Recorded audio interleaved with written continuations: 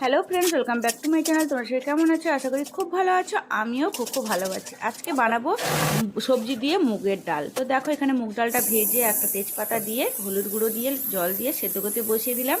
ততক্ষণে আমি সবজিগুলো কেটে নিব।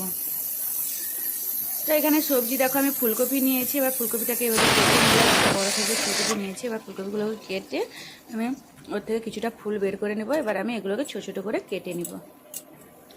আর ফুলকপিগুলো কাটার সময় একটু খেয়াল রাখতে হবে, ওর ভেতরে পোকা থাকে, তো পোকাটা একটু দেখেই কাটতে হবে।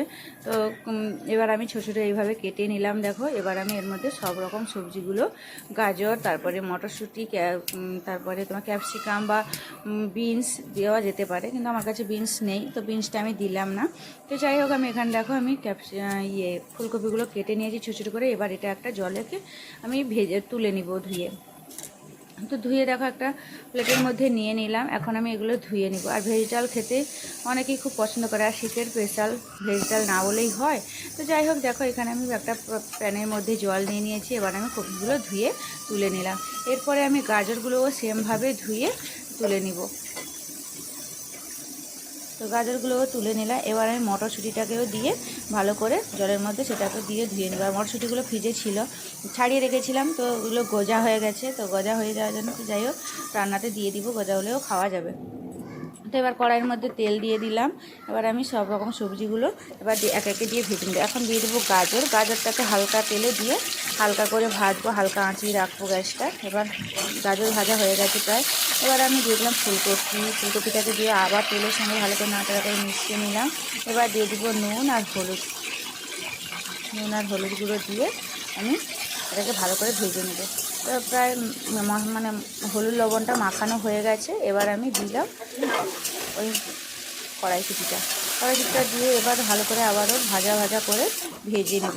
লো আঁচে ভাজলে জ্বলে যাবে না নিচে, আর ভাজাটাও বেশ সুন্দর হবে, সেদ্ধও হয়ে যাবে। তো এইদিকে দেখো আমি তুলে নিলাম, ভাজা হয়ে গেছে। এবার আমি কড়াই থেকে তুলে নিয়েছি। এবার এর মধ্যে আমি একটা মশলা বানাবো। তো ওই মশলার জন্য নিয়েছি গোটা গরম মশলা, গোটা জিরে, আর নিয়েছি শুকনো লঙ্কা, আদা বাটা, লঙ্কা গুঁড়ো, কাঁচা লঙ্কা, টমেটো কুচি দিয়ে আবারও ভালো করে মিশিয়ে নিলাম। মশলাটাকে ভালোভাবে কষিয়ে নিয়েছি। হলুদ গুঁড়ো, লঙ্কার গুঁড়ো, স্বাদ মতো নুন, অল্প একটু জল দিয়ে এটাকে আমি কষিয়ে নিয়েছি। এবার আমি সবজিগুলো দিয়ে দিলাম।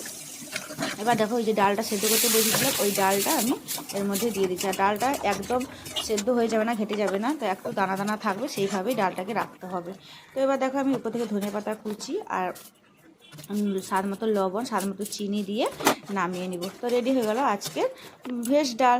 তো এবার আমি একটা মশলা দিব, জিরে আর লঙ্কা। তো একটা শুকনো খোলায় লঙ্কা আর জিরেটাকে ভেজে টেলে নিয়েছি। এবার দেখো, আমি এটা গুঁড়ো করে এর মধ্যে দিয়ে দিব। তো এর মধ্যে দেখো আমার রেডি হয়ে গেছে। তো আমার ভিডিওটা ভালো লাগলে লাইক করে দিও, সাবস্ক্রাইব করে দিও। Tata, bye bye.